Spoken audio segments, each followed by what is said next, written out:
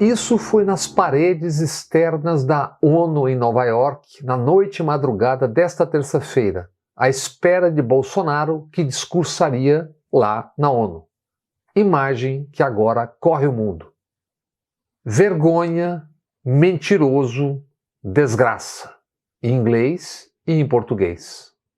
E o jacaré, por hora, a 13 dias da eleição presidencial, ameaça abrir a boca. Pesquisa do IPEC, o ex-Ibope. Lula sobe mais um ponto e tem 47% das intenções de voto. Bolsonaro segue estancado nos 31%. Neste momento, flagra o IPEC, Lula tem possibilidades de vencer a eleição ainda no primeiro turno. Tudo somado tem 52% dos votos válidos. No segundo turno, Lula tem 54% das intenções de voto e Bolsonaro 35%, 19 pontos a separá-los.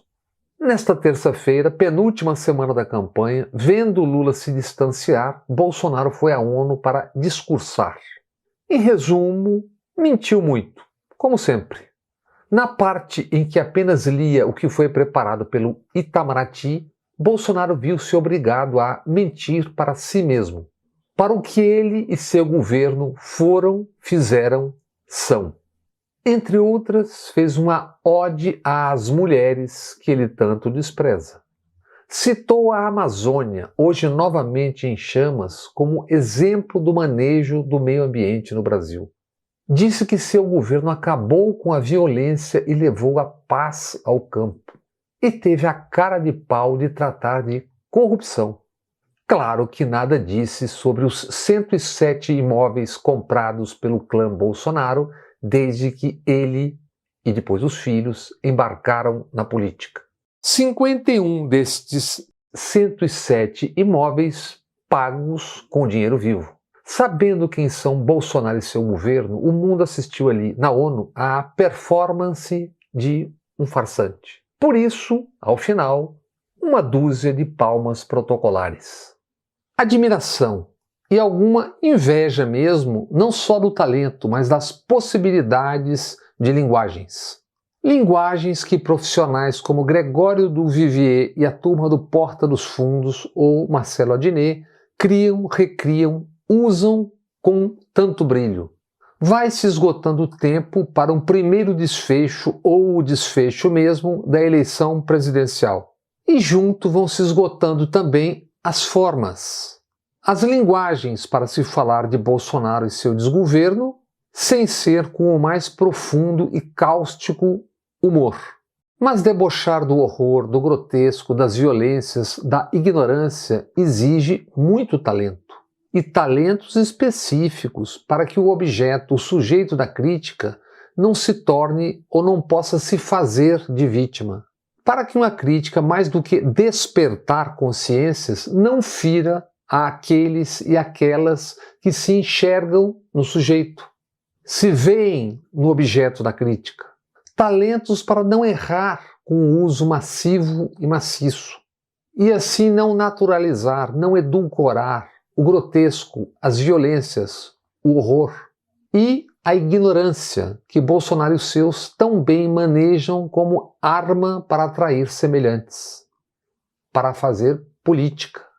Foi o que ele, mais uma vez, tentou fazer em Londres no enterro da Rainha Elizabeth II. Tentou, mas desta vez não funcionou, porque um dia o vento sempre vira. O que um dia já funcionou, o ocupar manchetes a qualquer custo, parece já não funcionar com a mesma eficácia. Na Inglaterra, o circo grotesco de sempre. Centenas de chefes de Estado lá estavam cumprindo, seguindo protocolo e ritos. E ele, no balcão da residência do embaixador brasileiro, tentando fazer política. Não era a Verona dos Capuleto e Montecchio. Foi na Londres de Shakespeare. Ao menos fosse uma Julieta no balcão, mas não era. Era só um beócio. E abaixo do balcão, 2 dúzias de boçais, gente sem a menor noção do ridículo. Na real, uma gentalha orgulhosa da própria ignorância e grossura. Ainda em Londres, no domingo, alguns deles gritando para uma senhora, uma manifestante, uma inglesa que, com outros, protestava contra Bolsonaro, e berrou um pascácio: vai para a Venezuela.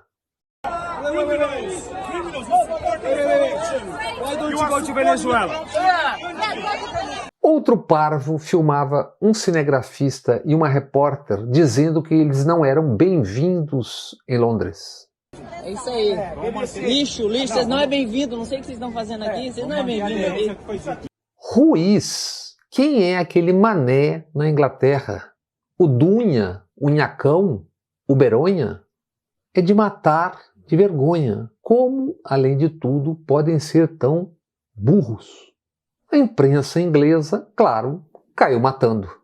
Do popularesco tabloide Daily Mail ao maior jornal do país, o Guardian.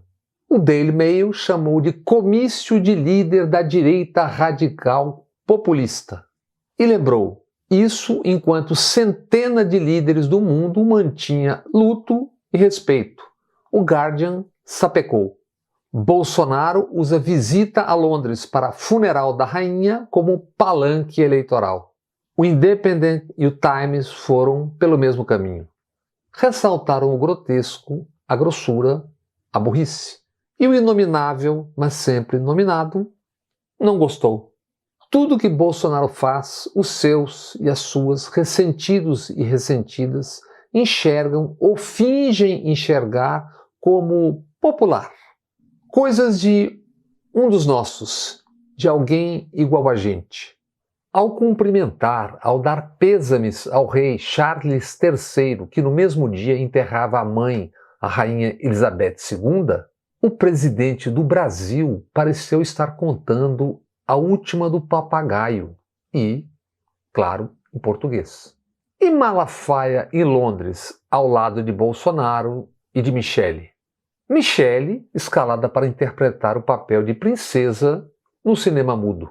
Malafaia, um miliardário, viajou com despesas pagas pelo governo. Por você, amiga, amigo. O pastor, nas ruas de Londres, viveu o papel de chefe de torcida, de cafajeste. Pareceu possuído, talvez tenha recebido uma mensagem transcendental. Quem sabe não foi o saudoso Boechat, repetindo ao pastor aquela recomendação que se tornou célebre. Em meio à cafajestada nas ruas, um cristão brasileiro e em verde e amarelo protestou contra o farisaísmo dos que vendem Deus, Jesus, enquanto pregam o ódio. O resultado é esse que você verá a seguir. Um cidadão inglês dando esporro na gentalha que, recém-saída das cavernas de Neandertal, berrava bizarrices. Aí, pessoal, vamos ver o pessoal parcial que apoia quem?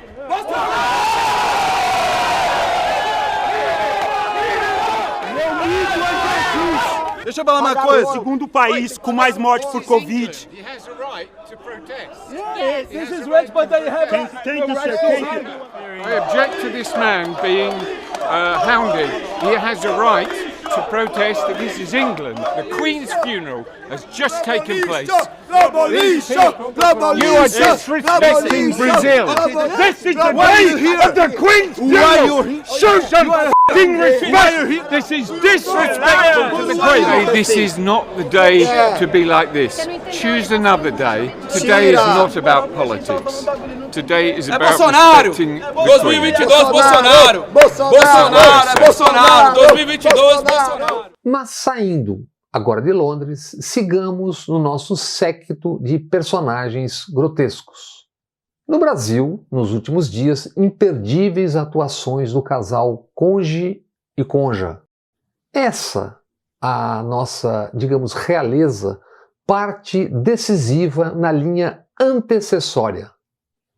O Bolsonaro deve e bastante à existência e atuação do outro, o Conge Moro. Não por acaso a Conja, Rosângela, um dia assim definiu: vejo Bolsonaro e Moro como uma coisa só. Agora candidata a deputada, Rosângela Moro, aos 48 anos de vida, foi apresentada a duas novidades, grandes novidades. Há um pastel de feira e há uma feira em São Paulo, por onde é candidata, mesmo morando em Curitiba. Cidade que se tornou centro e objeto de tensão e atenção política desde que Moro, juiz, e rapazes e moças do Ministério Público e da Polícia Federal imaginaram-se heróis. Heróis do velho oeste do cinema americano. Mas não eram, nem foram heróis. Tiveram a chance, a grande chance de apenas iniciar um trabalho amplo e correto de combate à corrupção.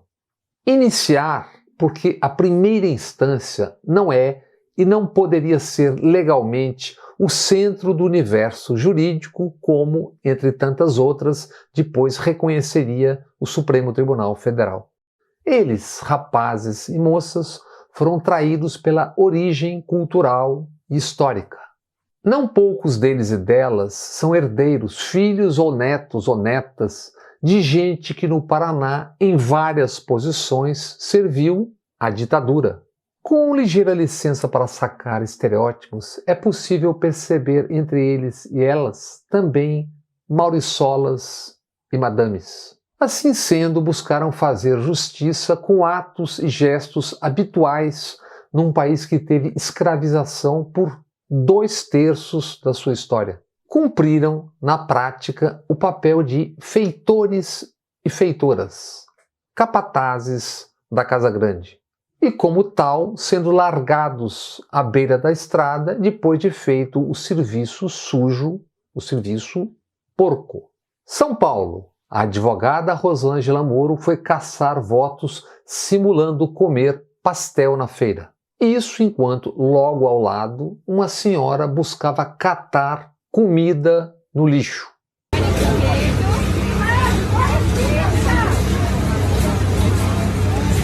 A conja depois restou pedir desculpas. No dia seguinte, citando o, aspas, vídeo do pastel como um erro, foi ao Twitter dizer: vamos ser mais solidários. Vamos olhar cada vez mais para o lado e vamos ser mais responsáveis com as nossas escolhas. Vamos ser mais solidários. Devemos ser 100% atentos para quem está ao nosso lado. Bem, esse ao nosso lado pode ter também um outro sentido. O cônjuge Moro é candidato a senador no Paraná. Ex-juiz herói, ex-ministro humilhado por Bolsonaro, a quem agora volta a apoiar, se humilhando de novo. E desastrado e também humilhado ex-candidato à presidência da República.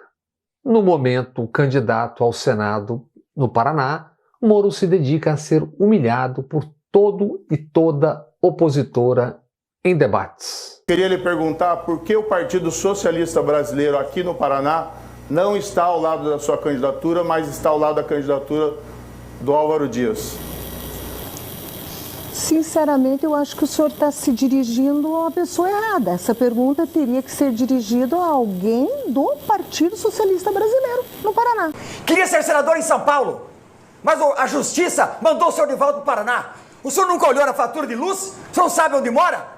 O senhor tem falta de convicção de ser paranaense? A cada pergunta, a cada resposta, magníficas demonstrações de profunda ignorância, que aprofundam a perplexidade e provocam uma pergunta.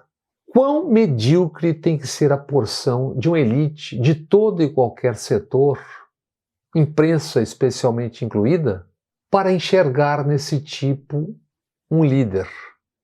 Qual é a capacidade de cognição, de percepção de quem apostou nisso aí? Se curitibanos, paranaenses de maneira geral, não se apiedarem de Moro e não o levarem para o Senado, o ex-tanta coisa pode vir a ter dificuldades para se tornar síndico do condomínio. Após o pleito ainda ser decidido pelos cônjuges qual um futuro domicílio eleitoral. Pode ser em Curitiba, onde seguem tentando manter fora da política injustamente o ex-vereador cassado Renato Freitas. Agora candidato a deputado estadual, tentam impedir sua candidatura. Renato, vereador, foi caçado por ser preto, por ser negro. Até o padre da igreja onde Renato se manifestou depois de encerrada uma missa, o defendeu.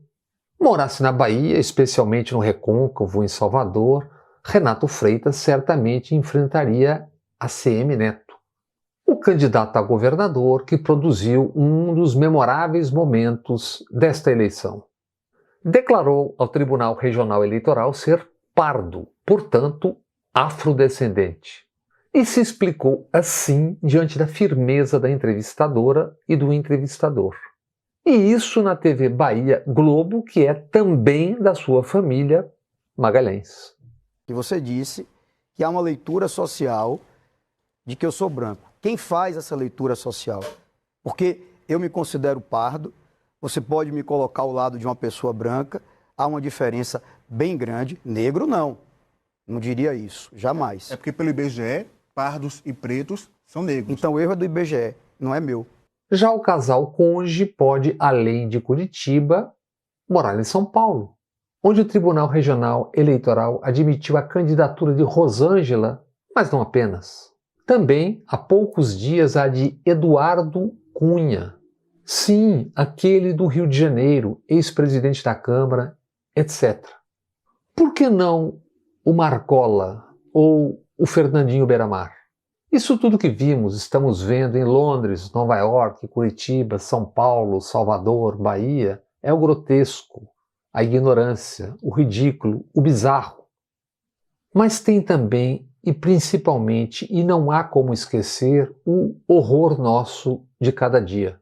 Produção de militares e Bolsonaro e vice-versa, e demais parsas. Do mercado, das bandas podres do agro e dos vendedores de Deus e Jesus, e de ignaros ou hipócritas de toda e qualquer latitude e longitude. A Amazônia segue em chamas. Teve o pior agosto em 12 anos e recorde em setembro com 8.740 focos de incêndio em 3 dias. Indígenas seguem sendo assassinados. Comexatibá, município do Prado, sul da Bahia. Pistoleiros a serviço de fazendeiros mataram Gustavo Silva, 14 anos, tiro na cabeça, em ataque a indígenas da aldeia Alegria, que ocupa fazenda de eucalipto em território indígena. Vitorino Sanches, 60 anos, líder Guarani Kaiowá. Em Amambai, Mato Grosso do Sul, 2 pistoleiros. A polícia vaza, investiga crime conjugal. 1 mês antes, Vitorino havia escapado da morte. Emboscada, 10 tiros, pistoleiros. Em 10 dias, 7 indígenas assassinados. Na Bahia, Maranhão e Mato Grosso do Sul. Povos Guajajara, Pataxó e Guarani Kaiowá. Ariane Oliveira Caonteira, Guarani Kaiowá. Morta em uma propriedade rural perto da aldeia Jaguapiru, em Dourados, Mato Grosso do Sul. Ariane, neta do cacique Getúlio de Oliveira. Há 1 ano, ela havia sido dopada e sequestrada. Aquilo foi um aviso. Ariane foi devolvida viva na porta de casa. Desta vez, foi morta. Ariane viveu 13 anos. 120 lideranças de 8 povos indígenas foram a Brasília na semana passada. Manifestações na esplanada dos ministérios, ida em encontro com ministra no Supremo Tribunal Federal, entrevistas. Escassa repercussão. Afinal, o que são 7 indígenas assassinados quando se tem 11 dias de esplendoroso funeral da Rainha da Inglaterra? Na Londres de Shakespeare, num balcão qual Julieta, o Beócio não deu um pio sobre mortos e mortes. Nada sobre mortos e mortes no Brasil.